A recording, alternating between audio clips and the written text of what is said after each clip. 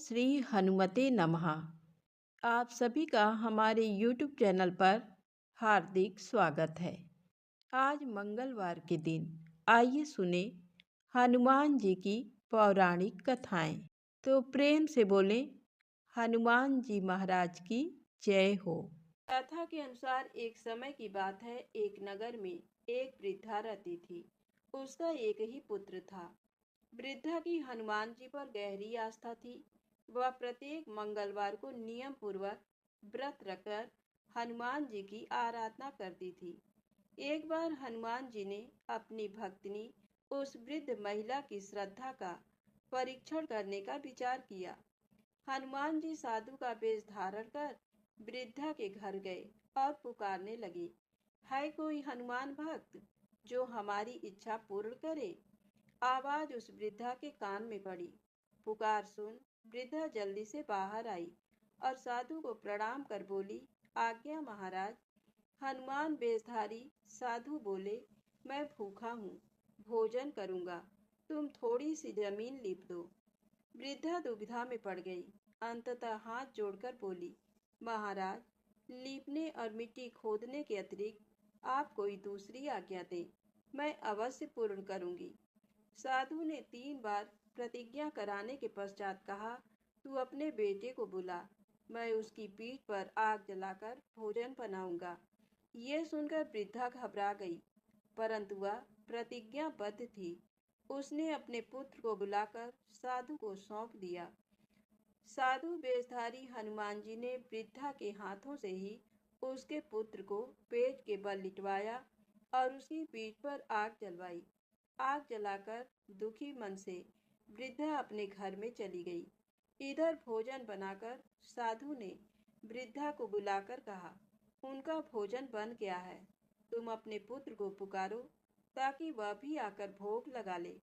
इस पर वृद्धा बोली, उसका नाम लेकर मुझे और कष्ट ना दें। लेकिन जब साधु महाराज नहीं माने तो वृद्धा ने अपने पुत्र को आवाज लगाई। वह अपनी माँ के पास आ गया। अपने पुत्र को जीवित देख वृद्धा को बहुत आश्चर्य हुआ और वह साधु के चरणों में गिर पड़ी। तब हनुमान जी अपने वास्तविक रूप में प्रकट हुए और वृद्धा को भक्ति का आशीर्वाद दिया। तो प्रेम से बोले, शंकर भगवान की जय हो, बजरंग बली की जय हो। आइए सुने मंगलवार व्रत की पौराणिक कथा। एक बार नैमिषारण्य तीर्थ में 80,000 मुनि एकत्र होकर पुराणों के ज्ञाता श्री सूत जी से पूछने लगे, हे महामुने, आपने हमें अनेक पुराणों की कथाएं सुनाई हैं। अब कृपा करके हमें ऐसा व्रत और कथा बताएं जिसके करने से संतान की प्राप्ति हो तथा मनुष्यों को रोग, शोक, अग्नि, सर्व दुख आदि का भय दूर हो, क्योंकि कलयुग में सभी जीवों की आयु बहुत कम है। फिर इस पर उन्हें रोग चिंता के कष्ट लगे रहेंगे तो फिर वह श्री हरि के चरणों में अपना ध्यान कैसे लगा सकेंगे। श्री सूत जी बोले, हे मुनियों, आपने लोक कल्याण के लिए बहुत ही उत्तम बात पूछी है। एक बार युधिष्ठिर ने भगवान श्री कृष्ण से लोक कल्याण के लिए यही प्रश्न किया था। भगवान श्री कृष्ण और युधिष्ठिर का संवाद तुम्हारे सामने कहता हूँ, ध्यान देकर सुनो। एक समय पांडवों की सभा में श्री कृष्ण जी बैठे हुए थे। तब युधिष्ठिर ने भगवान श्री कृष्ण से प्रश्न किया, हे प्रभु नंद नंद गोविंद, आपने मेरे लिए अनेकों कथाएं सुनाई हैं।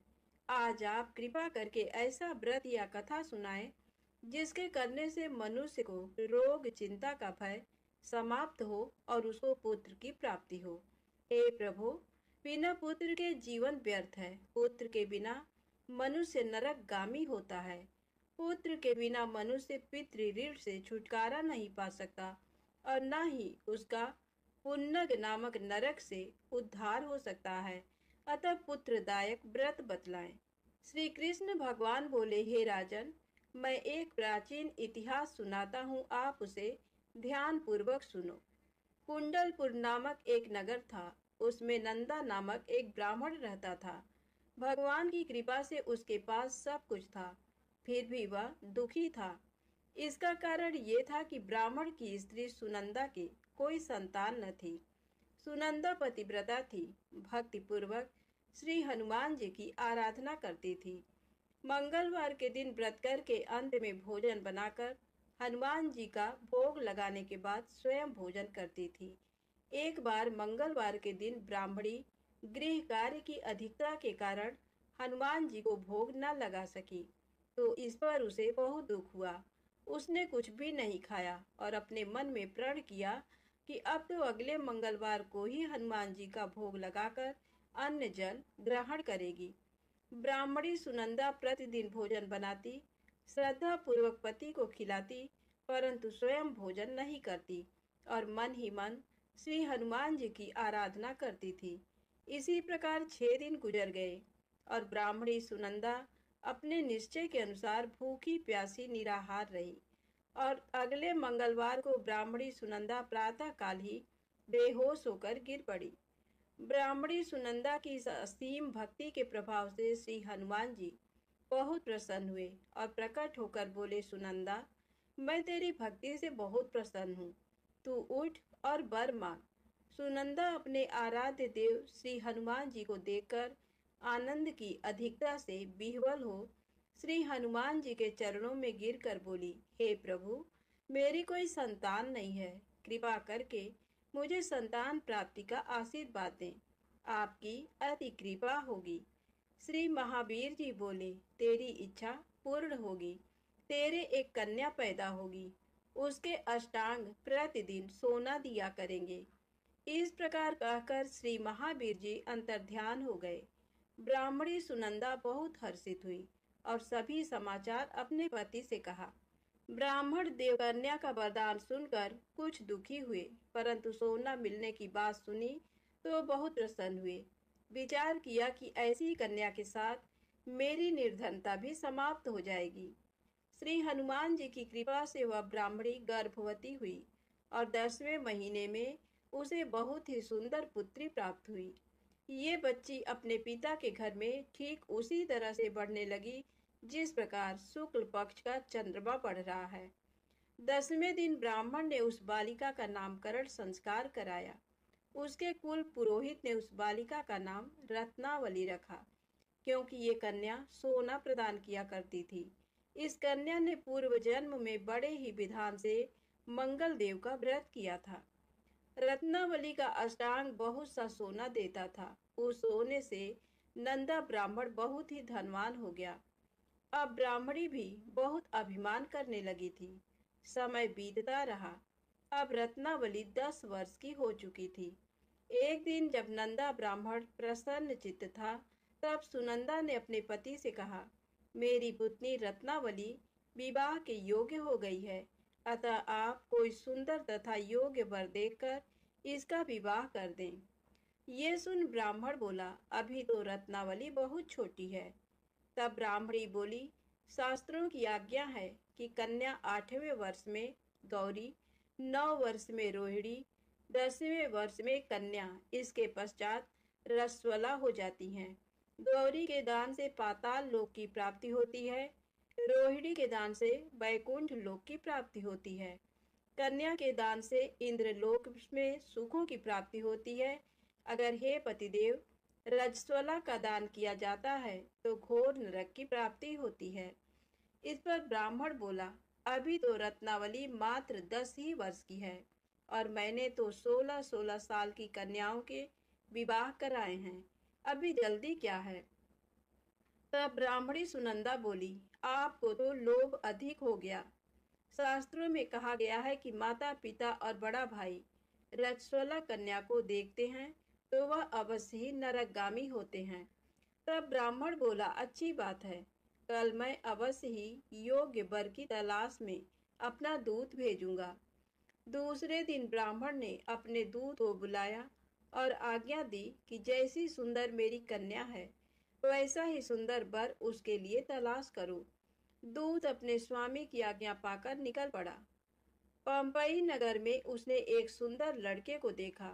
ये बालक एक ब्राह्मण परिवार का बहुत गुणवान पुत्र था। इसका नाम सोमेश्वर था। दूत ने इस सुंदर व गुणवान ब्राह्मण पुत्र के बारे में अपने स्वामी को पूर्ण विवरण दिया। ब्राह्मण नंदा को भी सोमेश्वर अच्छा लगा और फिर शुभ मुहूर्त में विधि पूर्वक कन्यादान करके ब्राह्मण ब्राह्मणी संतुष्ट हुए। परंतु ब्राह्मण के मन में लोभ समाया हुआ था। उसने कन्यादान तो कर दिया, पर वह बहुत खिन्न भी था। उसने विचार किया कि रत्नावली तो अब चली जाएगी और मुझे इससे जो सोना मिलता था वह अब नहीं मिलेगा। मेरे पास जो धन था कुछ तो इसके विवाह में खर्च हो गया और जो शेष बचा है वह भी कुछ दिनों पश्चात समाप्त हो जाएगा। मैंने तो इसका विवाह करके बहुत बड़ी भूल कर दी है। अब कोई ऐसा उपाय हो कि रत्नावली मेरे घर में ही बनी रहे, अपनी ससुराल ना जाए। लोभ रूपी राक्षस ब्राह्मण के मस्तिष्क पर छाता जा रहा था। रात भर अपनी सैया पर बेचैनी से करवटें बदलते बदलते उसने एक बहुत ही क्रूर निर्णय लिया। उसने विचार किया कि जब रत्नावली को लेकर उसका पति सोमेश्वर अपने घर के लिए जाएगा तो वह मार्ग में छिपकर सोमेश्वर का वध कर देगा और अपनी लड़की को अपने घर ले आएगा, जिससे नियमित रूप से उसे सोना भी मिलता रहेगा और समाज का कोई मनुष्य उसे दोष भी नहीं दे सकेगा। प्रातः काल हुआ तो नंदा और सुनंदा ने अपने जमाई तथा लड़की को बहुत सारा धन देकर विदा किया। सोमेश्वर अपनी पत्नी रत्नावली को लेकर ससुराल से अपने घर की तरफ चल दिया। ब्राह्मण नंदा महालोभ के वशीभूत हो अपनी मति खो चुका था।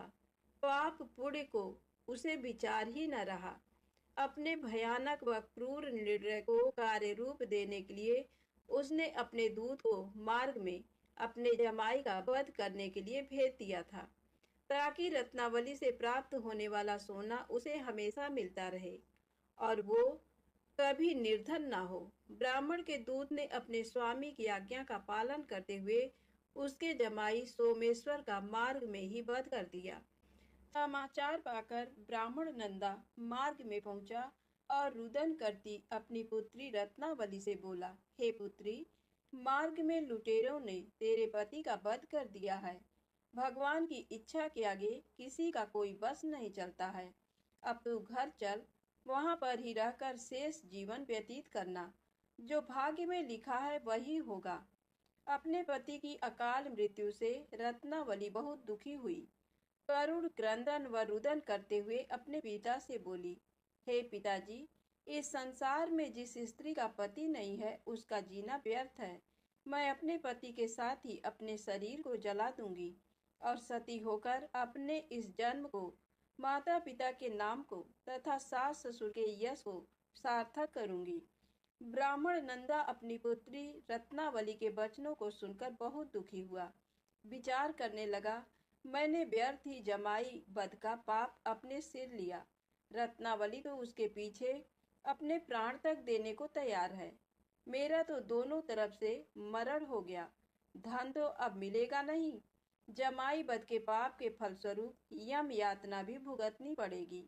ये सोचकर वह बहुत खिन्न हुआ। सोमेश्वर की चिता बनाई गई। रत्नावली सती होने की इच्छा से अपने पति का सिर अपनी गोद में रखकर चिता में बैठ गई। जैसे ही सोमेश्वर की चिता को अग्नि लगाई गई, वैसे ही प्रसन्न हो मंगल देव वहां प्रकट हुए और बोले, हे रत्नावली, मैं तेरी पति भक्ति से बहुत प्रसन्न हूँ, तू वर मांग। रत्नावली ने अपने पति का जीवन दान मांगा। तब मंगल देव बोले, रत्नावली, तेरा पति अजर अमर है, ये महाविद्वान भी होगा और इसके अतिरिक्त तेरी जो इच्छा हो वर मांग। तब रत्नावली बोली, हे ग्रहों के स्वामी, यदि आप मुझ पर प्रसन्न हैं तो मुझे ये वरदान दीजिए कि जो भी मनुष्य मंगलवार के दिन प्रातःकाल लाल पुष्प लाल चंदन से पूजा करके आपका स्मरण करे, उसको रोग व्याधि ना हो, स्वजनों का कभी वियोग ना हो, सर्प अग्नि तथा शत्रुओं का भय ना रहे। जो स्त्री मंगलवार का व्रत करे वह कभी विधवा ना हो। मंगल देव तथास्तु कहकर अंतर ध्यान हो गए। सोमेश्वर मंगल देव की कृपा से जीवित हो उठा। रत्नावली अपने पति को पुनः प्राप्त कर बहुत प्रसन्न हुई और मंगल देव का व्रत प्रत्येक मंगलवार को करके व्रत राज और मंगल देव की कृपा से इस लोक में सुख ऐश्वर्य को भोगते हुए अंत में अपने पति के साथ स्वर्ग लोक को गई। प्रेम से बोले हनुमान जी महाराज की जय हो। आइए सुने राम नाम की महिमा। लंकापति रावण के वध के बाद अयोध्यापति प्रभु श्री राम की कीर्ति दूर दूर तक फैल रही थी और वह मर्यादा पुरुषोत्तम कहलाने लगे।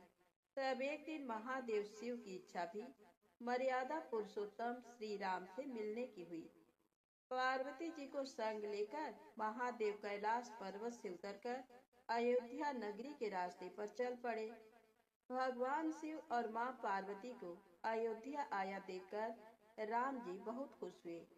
माता जानकी ने उनका उचित आदर सत्कार किया और स्वयं भोजन बनाने के लिए रसोई में चली गई। इस बीच भगवान शिव ने श्री राम जी से पूछा, आपके सेवक हनुमान जी दिखाई नहीं पड़ रहे हैं। श्री राम बोले, वे बगीचे में हैं। शिव जी ने श्री राम जी से बगीचे में जाने की अनुमति मांगी और पार्वती जी का हाथ थामकर बगीचे में आ गए।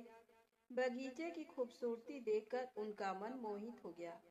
आम के एक घने वृक्ष के नीचे हनुमान जी दीन दुनिया से बेखबर गहरी नींद में सोए थे।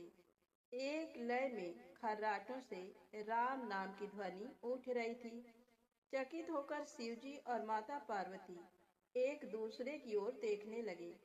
माता पार्वती मुस्कुरा उठी और वृक्ष की डालियों की ओर इशारा किया।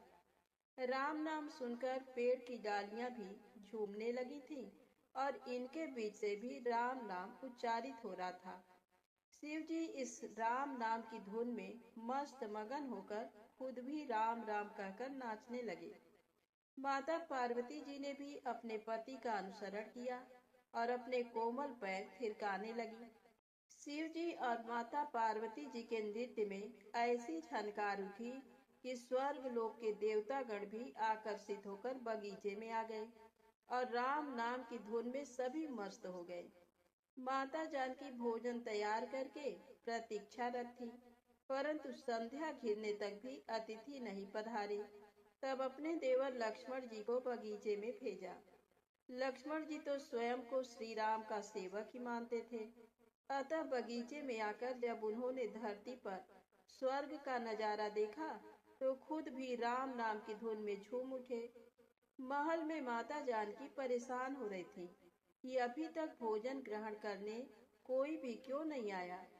तब उन्होंने श्री राम जी से कहा, भोजन ठंडा हो रहा है, चलिए हम ही जाकर बगीचे में से सभी को ले आए।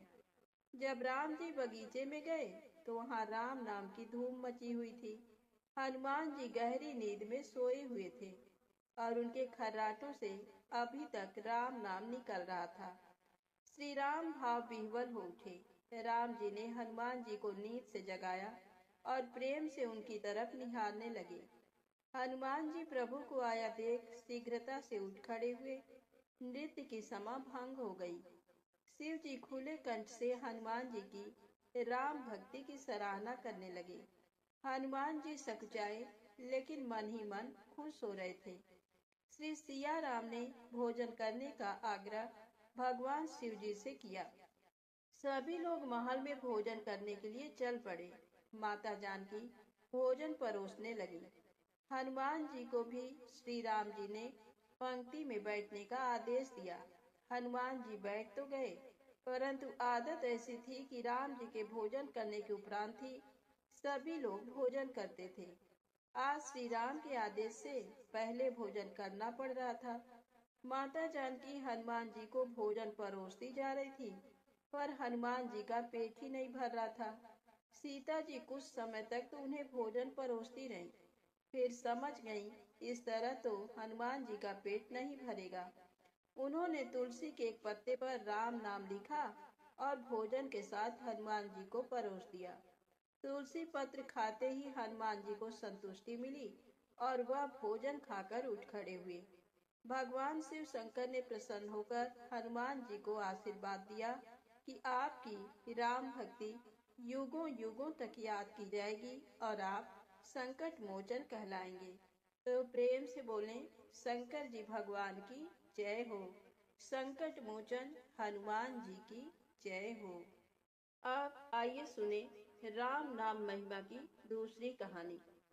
महादेव जी को एक बार बिना कारण के किसी को प्रणाम करते देखकर पार्वती जी ने पूछा, आप किसको प्रणाम करते रहते हैं? शिव जी पार्वती जी से कहते हैं कि हे देवी, जो व्यक्ति एक बार राम कहता है उसे मैं 3 बार प्रणाम करता हूँ। पार्वती जी ने एक बार शिव जी से पूछा, आप स्मशान में क्यों जाते हैं और ये चिता की भस्म शरीर पर क्यों लगाते हैं? उसी समय शिव जी पार्वती जी को शमशान ले गए। वहां एक शव अंतिम संस्कार के लिए लाया गया। लोग राम नाम सत्य है कहते हुए शव को ला रहे थे। शिव जी ने कहा कि देखो पार्वती, इस शमशान की ओर जब लोग आते हैं तो राम नाम का स्मरण करते हुए आते हैं और इस शव के निमित्त से कई लोगों के मुख से मेरा अति प्रिय दिव्य राम नाम निकलता है। उसी को सुनने में शमशान में आता हूँ और इतने लोगों के मुख से राम नाम का जप करवाने में निमित्त बनने वाले इस शव का मैं सम्मान करता हूँ, प्रणाम करता हूँ और अग्नि में जलने के बाद उसकी भस्म को अपने शरीर पर लगा लेता हूँ। राम नाम बुलवाने वाले के प्रति मुझे अगाध प्रेम रहता है। एक बार शिव जी कैलाश पर पहुँचे और पार्वती जी से भोजन मांगा। पार्वती जी विष्णु सहस्त्र नाम का पाठ कर रही थी। पार्वती जी ने कहा, अभी पाठ पूरा नहीं हुआ, कृपया थोड़ी देर प्रतीक्षा कीजिए। शिव जी ने कहा कि इससे तो समय और श्रम दोनों लगेंगे। संत लोग जिस तरह से सहस्त्र नाम को छोटा कर लेते हैं और नित्य जपते हैं, वैसा उपाय कर लो। पार्वती जी ने पूछा, वो उपाय कैसे करते हैं, मैं सुनना चाहती हूँ। तब शिव जी ने बताया, केवल एक बार राम कह लो, तुम्हें सहस्त्र नाम भगवान के 1000 नाम लेने का फल मिल जाएगा। एक राम नाम 1000 दिव्य नामों के समान है। पार्वती जी ने वैसा ही किया। भगवान बोले, श्री राम राम रामेति रमे रामे मनोरमे सहस्र नाम तत्तुल्यम राम नाम वरानने। ये राम नाम सभी आपदाओं को हरने वाला, सभी संपदाओं को देने वाला दाता है। सारे संसार को विश्राम शांति प्रदान करने वाला है। इसीलिए मैं इसे बार बार प्रणाम करता हूँ। भवसागर के सभी समस्याओं और दुख के बीजों को भूंज के रख देने वाला, समूल नष्ट कर देने वाला, सुख संपत्तियों को अर्जित करने वाला, यमदूतों को भगाने वाला केवल राम नाम का गर्जन जप है। प्रयास पूर्वक स्वयं भी राम नाम जपते रहना चाहिए और दूसरों को भी प्रेरित करके राम नाम जपवाना चाहिए। इससे अपना और दूसरों का तुरंत कल्याण हो जाता है। यही सबसे सुलभ और अचूक उपाय है। इसीलिए हमारे देश में प्रणाम राम राम कहकर किया जाता है। आप आइए सुने बिल्व वृक्ष की महिमा। एक बार नारद जी ने भगवान भोलेनाथ की स्तुति कर पूछा, प्रभु, आपको प्रसन्न करने के लिए सबसे उत्तम और सुलभ साधन क्या है? हे त्रिलोकीनाथ, आप तो निर्विकार और निष्काम हैं। आप सहज ही प्रसन्न हो जाते हैं। फिर भी मेरी जानने की इच्छा है कि आपको क्या प्रिय है। शिव जी बोले, नारद जी, वैसे तो मुझे भक्त के भाव सबसे प्रिय हैं। फिर भी आपने पूछा है तो बताता हूँ। मुझे जल के साथ साथ बिल्व पत्र बहुत प्रिय हैं। जो अखंड बिल्व पत्र मुझे श्रद्धा से अर्पित करते हैं, मैं उन्हें अपने लोक में स्थान देता हूँ। नारद जी भगवान शंकर और माता पार्वती की वंदना कर अपने लोक को चले गए। उनके जाने के पश्चात पार्वती जी ने शिव जी से पूछा, हे प्रभु, मेरी ये जानने की बड़ी उत्कट इच्छा हो रही है कि आपको बिल्व पत्र इतने प्रिय क्यों हैं। कृपा करके मेरी जिज्ञासा शांत करें। शिव जी बोले, हे शिवे, बिल्व के पत्ते मेरी जटा के समान हैं। उसका त्रिपत्र यानी 3 पत्ते ऋग्वेद, यजुर्वेद और सामवेद हैं। शाखाएं समस्त शास्त्र का स्वरूप हैं। बिल्व वृक्ष को आप पृथ्वी का कल्प वृक्ष समझें, जो ब्रह्मा विष्णु शिव स्वरूप हैं। स्वयं महालक्ष्मी ने शैल पर्वत पर बिल्व वृक्ष रूप में जन्म लिया था। ये सुनकर पार्वती जी कौतूहल में पड़ गईं। उन्होंने पूछा, देवी लक्ष्मी ने आखिर बिल्व वृक्ष का रूप क्यों लिया? आप ये कथा विस्तार से कहें। तब भोलेनाथ ने देवी पार्वती को कथा सुनानी शुरू की। हे देवी, सतयुग में ज्योति रूप में मेरे अंश का रामेश्वर लिंग था। ब्रह्मा आदि देवों ने उसका विधिवत पूजन अर्चन किया था। फलतः मेरे अनुग्रह से वाग देवी सबकी प्रिया हो गई। वे भगवान विष्णु को सतत प्रिय हो गई।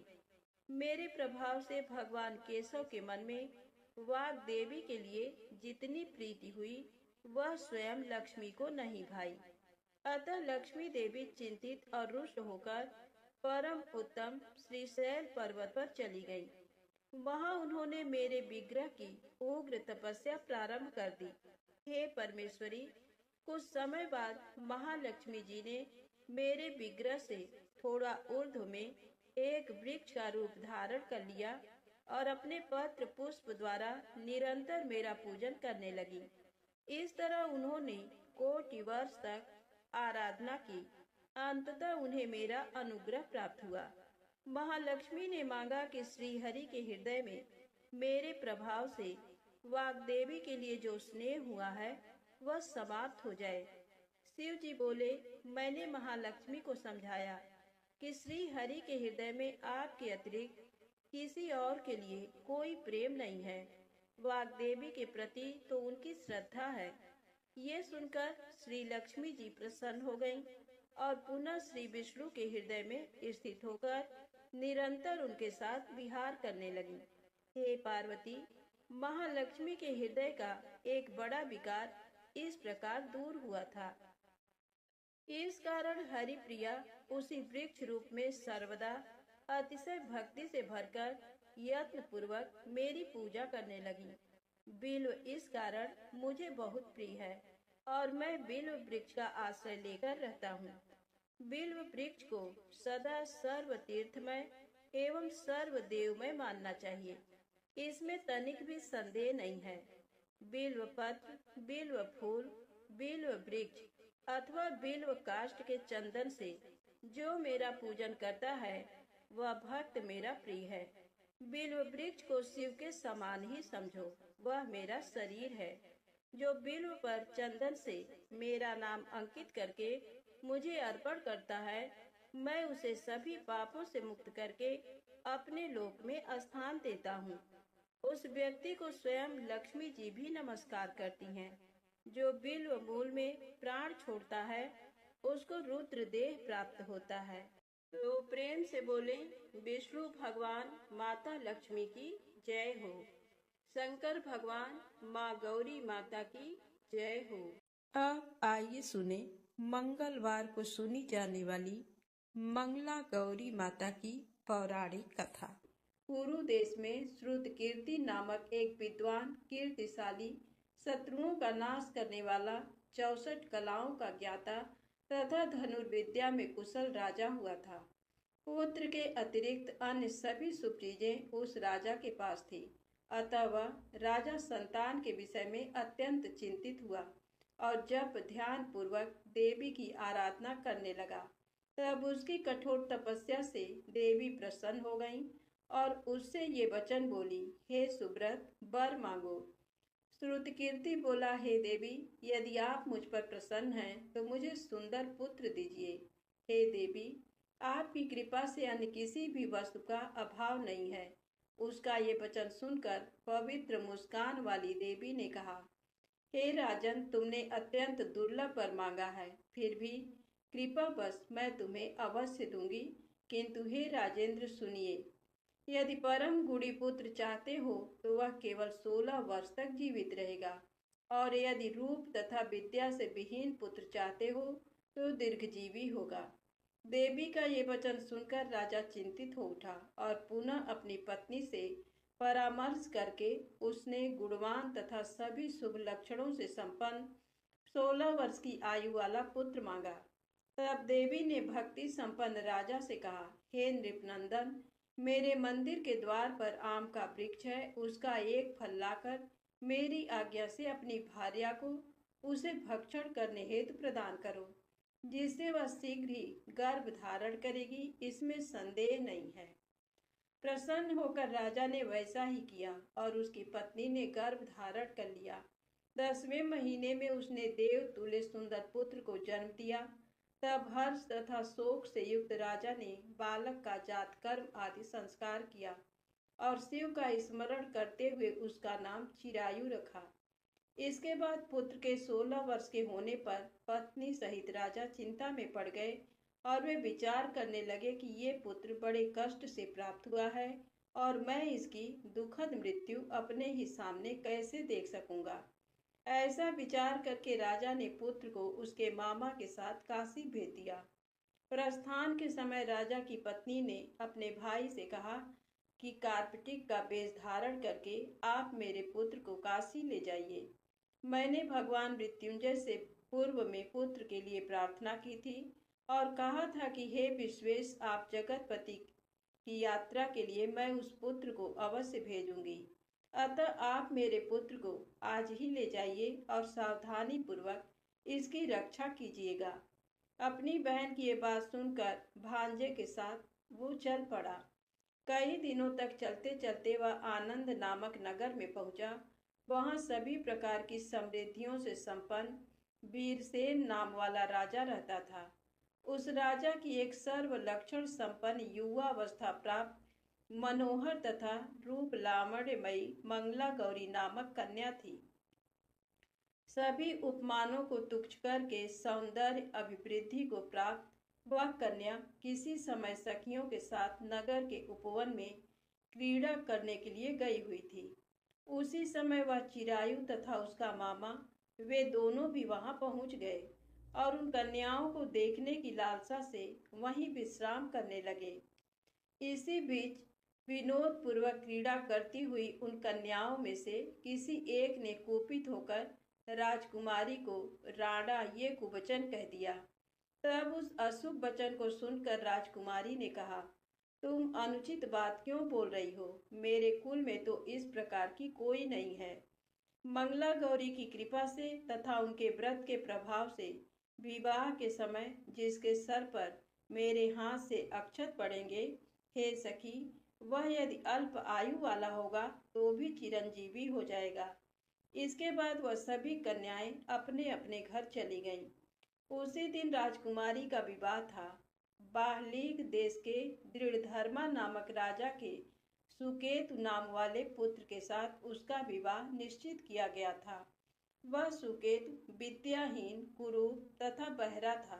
तब सुकेतु के साथ आए हुए उन लोगों ने विचार किया कि इस समय कोई दूसरा श्रेष्ठ वर ले जाना चाहिए और विवाह संपन्न हो जाने के बाद वहां सुकेतु पहुंच जाए।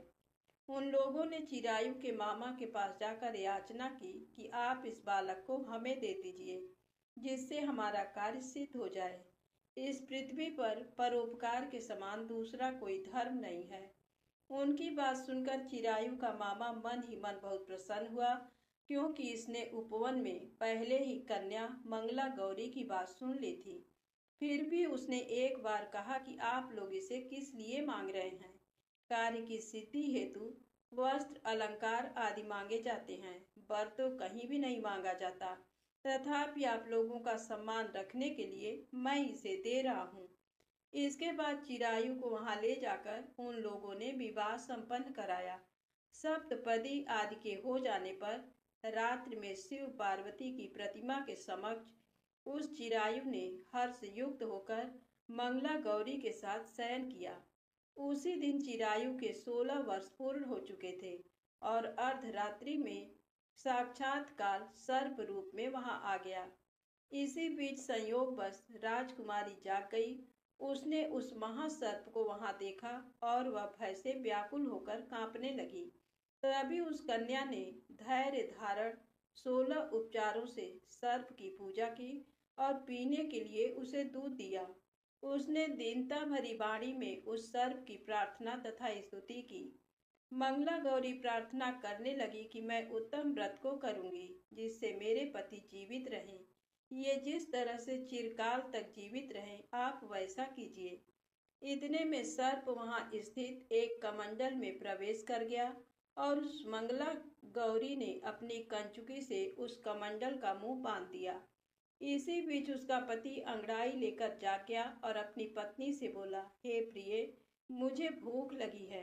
तब वह अपनी माता के पास जाकर खीर, लड्डू आदि ले आई और उसके द्वारा दिए भोज्य पदार्थ को उसने प्रसन्न मन होकर खाया। भोजन के पश्चात हाथ धोते समय उसके हाथ से अंगूठी गिर पड़ी। तांबूल खाकर वह पुनः सो गया। इसके बाद मंगला गौरी कमंडल को फेंकने के लिए जाने लगी। विधि की कैसी गति है कि उस कमंडल में से बाहर की ओर जगमग करती हुई हार कांति को देखकर वह आश्चर्यचकित हो गई। घट में स्थित उस हार को उसने अपने कंठ में धारण कर लिया। इसके बाद कुछ रात शेष रहते ही चिरायु का मामा आकर उसे ले गया। इसके बाद वर पक्ष के लोग सुकेतु को वहां ले आए। उसे देख मंगला गौरी ने कहा कि ये मेरा पति नहीं है। तब उन सभी ने उससे कहा, हे सुबे, तुम ये क्या बोल रही हो? यहाँ तुम्हारा कोई परिचायक हो तो उसे हम लोगों को बताओ। मंगला गौरी बोली, जिसने रात्रि में 9 रत्नों से बनी अंगूठी दी है, उसकी अंगुली में इसे डालकर परिचायक निशानी देख लें। मेरे पति ने रात्रि में मुझे जो हार दिया था उसके रत्नों का समुदाय कैसा है, इस बात को ये बताएं। ये तो कोई अन्य ही है। इसके अतिरिक्त रात्रि में आम सींचते समय उनका पैर कुमकुम से लिप्त हो गया था। वह मेरी जांघ पर अब भी विद्यमान है। उसे आप लोग शीघ्र देख लें। साथ ही रात में परस्पर भाषण तथा भोजन आदि जो कुछ किया गया था उसे भी ये बता दें, तब ये निश्चय ही मेरे पति हैं। इस प्रकार उसका वचन सुनकर सभी ठीक है कहने लगे, किंतु जब एक भी बात न मिली तब सभी ने सुकेतु को उसका पति होने से निषिद्ध कर दिया और वर पक्ष वाले जिस तरह से आए थे उसी तरह से चले गए। उसके बाद अपने वंश को बढ़ाने वाले महान यश से संपन्न तथा परम मनस्वी मंगला गौरी के पिता ने अन्न पान आदि का सत्र चलाया। उन्होंने वर पक्ष का वृत्तांत कानों कान सुन लिया कि स्वरूप से कुरूप होने के कारण लोगों के द्वारा किसी अन्य को वर के रूप में आदर पूर्वक लाया गया था। तब उन्होंने अपनी कन्या को पर्दे के भीतर बिठा दिया। उसके बाद 1 वर्ष बीतने पर यात्रा करके चिरायु अपने मामा के साथ ये देखने आया कि विवाह के बाद वहाँ क्या हुआ। तब उसे गवाक्ष के भीतर से देखकर वह मंगला गौरी अत्यंत प्रसन्न हुई और माता पिता से बोली कि मेरे पति आ गए हैं। राजा ने अपने सुहृदजनों को बुलाकर पूर्व में कहे गए सभी परिचायकों को निशानी को देखकर मंद मुस्कान वाली अपनी कन्या चिरायु को सौंप दी। राजा ने शिष्टजनों को साथ लेकर विवाह का उत्सव कराया। इसके बाद राजा वीरसेन ने वस्त्र, आभूषण आदि, सेना, घोड़े, रथ और अन्य भी बहुत सी सामग्रियां देकर उन्हें विदा किया। उसके बाद कुल को आनंदित करने वाला वह चिरायु पत्नी तथा मामा को साथ लेकर सेना के साथ अपने नगर पहुंचा। लोगों के मुख से उसे आया हुआ सुनकर उसके माता पिता को विश्वास नहीं हुआ। उन्होंने सोचा कि प्रारब्ध अन्यथा कैसे हो सकता है। इतने में वह अपने माता पिता के पास आ गया और स्नेह से परिपूर्ण वह चिरायु भक्तिपूर्वक उनके चरणों में गिर पड़ा। तब अपने पुत्र का मस्तक सूंघ कर उन दोनों ने परम आनंद प्राप्त किया। पुत्रवधू मंगला गौरी ने भी सास ससुर को प्रणाम किया। तब सास उसे अपनी गोद में बिठाकर सारा वृत्तांत शीघ्रता पूर्वक पूछने लगी। हे महामुने, तब पुत्र वधू ने भी मंगला गौरी के उत्तम व्रत महात्म तथा जो कुछ घटित हुआ था वह सब वृत्तांत बताया। जो कोई भी इसका श्रवण करता है अथवा जो इसे कहता है उसके सभी मनोरथ पूर्ण हो जाते हैं, इसमें संदेह नहीं है। धन्यवाद। प्रेम से बोले मंगला गौरी माता की जय हो।